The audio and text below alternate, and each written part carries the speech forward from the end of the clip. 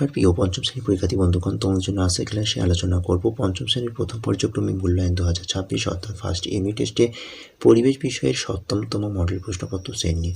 পরিবেশের 7তম মডেল প্রশ্নপত্র সেটটি দেখতে পাচ্ছ, যেখানে পূর্ণমান করি, সময় 40 মিনিট। প্রথমে দেখো, একের দাগের সঠিক উত্তরটি নির্বাচন করো। 1 গুণ 5 সমান 5। প্রথম প্রশ্ন, কোন প্রাণীর গা ভর্তি শক্ত খাড়া লোম থাকে? গন্ডার, সজারু, হাতি, উট। সঠিক উত্তর সজারু। নাম্বার 2, ওআরএস বানাতে প্রদত্ত কোনটি লাগে? নুন, জল, নুন, চিনি, চিনি ও জল, নুন, চিনি ও জল, নুন, চিনি ও জল। নাম্বার 3, অতিবেগুনি রশ্মির জন্য ত্বকে কোন রোগের সৃষ্টি হয়? Cancer, cholera, malaria, jaundice. সঠিক উত্তর ক্যান্সার। নাম্বার 4, নখ ফ্যাকাশে হয়ে যাওয়ার কারণ হচ্ছে ডায়াবেটিস, ঘুমরোগ, নিউমোনিয়া, রক্তস্বল্পতা।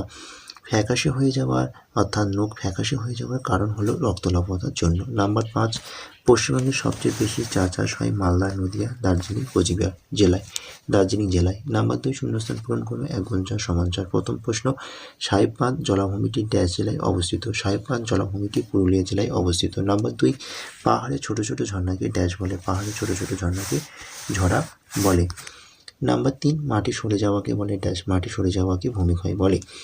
নাম্বার 4, মানবদের সবচেয়ে বড় হাড়ের নাম? সঠিক উত্তর ফিমার। চলো নাম্বার 3, ঠিক অথবা ভুল নির্বাচন করো। 1 গুণ 3 সমান 3। প্রথম প্রশ্ন, বেলে মাটিতে জল ধরার ক্ষমতা সবচেয়ে বেশি। ভুল। নাম্বার 2, বৃষ্টির সম্ভাবনার কথা পিঁপড়ের আগাম বুঝতে পারে। ঠিক। চলো পরের প্রশ্ন, নাম্বার 3, বিসিজি টিকা বসন্ত রোগ প্রতিরোধের জন্য দেওয়া হয়। ভুল। নাম্বার 4, নিচের প্রশ্নগুলির সংক্ষিপ্ত উত্তর দাও, যে কোনো 4টি। 2 গুণ 4 সমান 8। প্রথম প্রশ্ন, একটি রাসায়নিক পদার্থের নাম লেখো যা জল শোধনে সাহায্য করে। পুকুরে কী কী জিনিস ফেললে পুকুরের জল দূষিত হয়? 1+1। প্রথমে সঠিক উত্তরটা হবে পটাশিয়াম পারম্যাঙ্গানেট। পরের দ্বিতীয় প্রশ্নটির উত্তর হবে, জলাশয়ের গবাদি পশু স্নান করলে, মলমূত্র পরিত্যাগ করলে, বাড়িতে নোংরা জল, আবর্জনা, পলিথিন ইত্যাদি ফেললে, বাসন মাজলে নোংরা মিশে। চলো পরের প্রশ্ন 2, আকর্ষ কি এটি কী কাজে করে? 1+1। আকর্ষ হলো লতানো গাছের কোনো অবলম্বন জড়িয়ে ধরে উপরে ওঠার জন্য সুতোর মতন পেঁচানো এক ধরনের বিশেষ প্রকার অংশ সৃষ্টি করে, তা হচ্ছে আকর্ষ।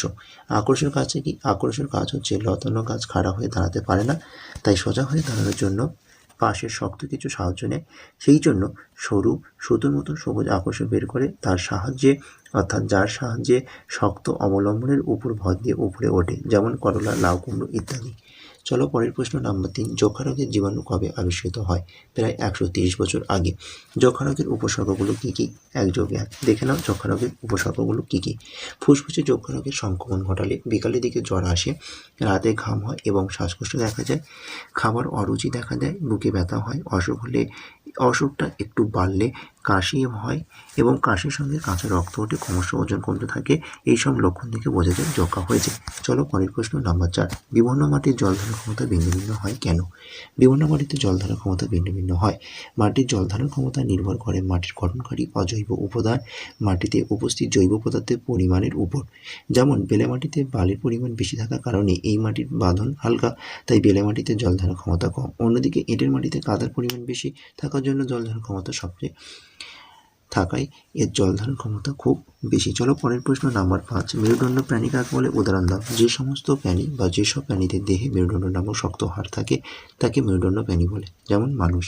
চলো পরের প্রশ্ন 6, কম্পোস্ট সার জৈব না অজৈব সার? মাটিতে মিশে থাকা জৈব উপাদানগুলো কী কী? কম্পোস্ট সার একটি জৈব সার এবং এটিতে মাটিতে মিশে থাকা উপাদানগুলো হচ্ছে যেমন গাছগাছালি, পচা পাতা, ডালপালা, প্রাণী মৃতদেহ বা অবশিষ্টাংশ, গোবর, পশুর বর্জ্য ইত্যাদি। তো এটি ছিল ক্লাস পঞ্চম শ্রেণীর প্রথম পর্যায়ক্রমিক অর্থাৎ ফার্স্ট ইউনিট টেস্টের 7তম মডেল প্রশ্নপত্র সেট। তো 7তম মডেল প্রশ্নপত্র সেটটি তোমরা দেখতে পাচ্ছ, যেখানে তো পূর্ণমান 20 ছিল এবং সময় 40 মিনিট। তো এই প্রশ্নপত্র সেটটি তোমাদের কাছে কেমন লাগলো তা অবশ্যই আমাকে কমেন্ট করে জানাও, এবং এই প্রশ্নপত্র সেটটি তোমরা নিতে হলে অবশ্যই তোমরা হোয়াটসঅ্যাপ চ্যানেলে জয়েন্ট হয়ে যাও, এবং চ্যানেলে নতুন হলে অবশ্যই চ্যানেলটিকে সাবস্ক্রাইব করে নাও, এবং এই ভিডিওটি তোমাদের বন্ধুদের কাছে বেশি করে শেয়ার করে দাও। টাটা, বাই বাই, ভালো থেকো, সুস্থ থেকো।